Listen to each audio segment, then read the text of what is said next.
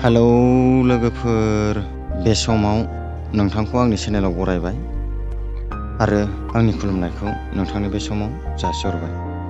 लोगोफोर, दिनै आङो गुसुं भिडिअ'ल' लानानै फैदों।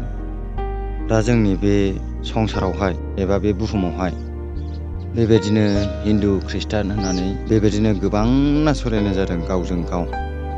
दा जोङो बेबायदिनो हिन्दु खृष्टान बेफोरबायदि बाथ्राखौ लानानै जोङो नासयलायबाय थानाया बेयो जोंनि थाखाय मोजां नङा। दा नोंनि थाखायबो मोजां नङा, आंनि थाखायबो मोजां नङा। बबे धोरोमावहाय लिरनाय दं बेबायदि नासय होननानै, बबे धोरोमनि बिजाबावहाय लिरनाय दं बेबायदि नासय होननानै, बेबायदि खालाम होननानै रावनिबो बिजाबावहाय मोननाय नङा। बेनिखायनो जों बबेबा हिन्दु धोरोमा बे खृष्टानखौ नासयनाया बे बेखार, बबेबा खृष्टाना बबेबा हिन्दु धोरोमखौ नासयनाया बे बेखार। जायहा नासयनो थाखाय बियो टारगेट खालामगोन बे सासे जाम्बासो होननानै बियो सिनायथि नुजाथियो लोगोफोर। बेनिखायनो आंनि भिडिअ'खौ नायगिरि गासै नोंथांमोन, आं दायो गुरैयै खावलायदों, दायो नैबे भिडिअ'खौ नाय नोंथांमोना। आं भिडिअ'खौ होना होनि, अब्ला नोंथांमोना बे भिडिअ'खौ नायदो। मदर मैरी, जीसस क्राइस्ट को पैदा करने वाला मदर मैरी कैसे प्रेग्नेंट हुई थी बताओ। I am waiting. डरी नहीं है फिर भी बोल रहा हूँ भैया, जीसस क्राइस्ट कैसे पैदा हुआ था बताओ। ओम नमः शिवाय सबको।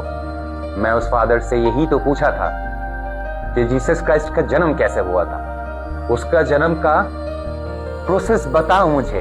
अरे बेटा, वो क्यों नहीं बताया उस टाइम? अगर वो सच में फादर होता, अगर उसको क्रिश्चियनिटी के बारे में थोड़ा भी नॉलेज होता ना, वो जवाब देता मुझे कि इन क्रिश्चियनिटी द birth of Jesus Christ is miracle.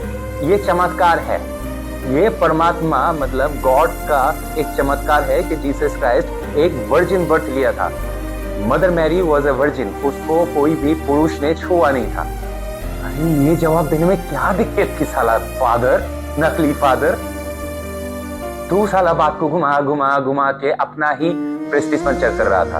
अब सुन ले बेटा, वर्जिन बर्थ मतलब बिना पुरुष के बच्चा पैदा करने वाली को हम लोग माता मानते हैं। माता कुंती का जो वर्जिन बर्थ कॉन्सेप्ट तुम लोग जिसको चुराए हो क्रिश्चियन, तुम लोग जिसका कॉन्सेप्ट चुराए हो, वो हमारा मदर मैरी नहीं, इस्लाम का मरियम नहीं, माता कुंती हुआ करता था। तुम लोगों ने हमारा कॉन्सेप्ट को चुरा के मतलब बाजार में लोगों को भ्रमित कर रहे हो।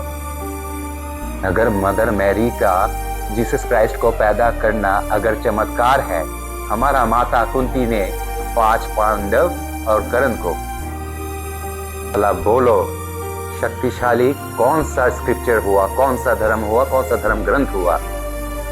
क्रिश्चियनिटी महाभारत के बाद आया है।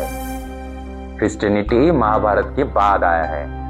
तुम लोगों ने हमारा कॉन्सेप्ट चुराए हो, इसीलिए क्रिश्चियनिटी डुप्लीकेट कॉन्सेप्ट हमें चाहिए नहीं। ओम नमः शिवाय। अब्ला नोंथांमोना बे भिडिअ'खौ नुखाबाय। बे भिडिअ'खौ नुनायनि गेजेरजों नोंथांमोना बुजिखाबाय। बेयाव आङो गोलाव बुंबाय थाबावनांगौ सानाखिसै।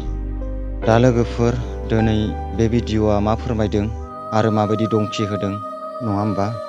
बै समाव बियो सोंदोंमोन फादार एबा पास्टरखौ बेबायदि होननानै, नाथाय एन्सारखौ होनो थाखाय बियो बै समाव खाबुखौनो होआखैमोन।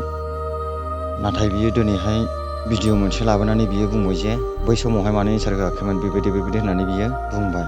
नाथाय गावनो बै समावहाय कुइसन खालामनाय समावहाय गावनो बै कुइसन खालामजाग्राखौहाय फिननाय होफिननो एबा एन्सार होफिननो थाखाय सम आरो खाबुखौ होआखैमोन। अब्ला लोगोफोर, दिनैहाय जोङो संसारावहाय फैनानै बेबायदि धोरोमखौ लानानै बिसिबां बेबायदि नांलाय खमलाय खालामबाय थानो गावजों गाव। दा मोनफ्रोमबो धोरोमनि बिजाबावहाय गैखाया बैयो बेखौ नासय, उमुखखौ बेबायदि खालाम होननानैहाय मोनफ्रोमबो धोरोमनि बिजाबाव बेबायदि गैखाया। बेनिखायनो जोङो गावजों गाव अनज्लायनांगौ। दिनै जोङो गावजों गाव अनज्लायनो रोङियावनो बेबायदि समस्याया सफैगासिनो। बबेबा धोरोमखौ नासयनाय, बबेबा धोरोमखौ नाख्रेबनाय, बेबायदिनि गेजेरजोंनो दिनै संसारा गुबुंले, बे बुहुमा। दायो सोरनि खहा जादों आरो जाम्बाया सोर नुजाथिखो? जायफ्रा एरखांग्रोदों आरो जायफ्रा दायो नासयनो थाखाय टारगेट खालामगासिनो दं, नासयगासिनो, बायदिसिना खोथा बुंगासिनो, बिसोरसो जाम्बा जानानै दं। दा गावखौ जाम्बा देखायना लागासिनो गावसोरनो। बेनिखायनो आङो रावखौबो धोरोमखौहाय आङो आसि थुनानै बुंनो सानाखै। गासै धोरोमानो एखे आरो मोनसेल' गोसो मोनसेल' थानांगौ, अनलायनायासो देरसिन। बेनिखायनो आं गासै धोरोमखौबो खावलायदों, गासै धोरोमाबो गावबा गाव धोरोमावहाय था, रावनिबो रावखौबो धोरोमावहाय बेबायदि आसि थुलायनो नाङा, आं गुरैयै खावलायदों आरो। दायो आंनि भिडिअखौ आं फोलावनो सानासै, आं बेखिनियावनो दोननो सानबाय। नोंथांमोना कमेन्टनि गेजेरजों बुंहरलायदो, नोंथांमोना दायो सोरनि खहा मोनदों आरो माबायदि मोनदों, नोंथांमोना कमेन्टनि गेजेरजोंहाय बुंहरदो। दायो आंनि भिडिअखौ बेखिनियावनो फोजोबबाय, गोजोन्थों।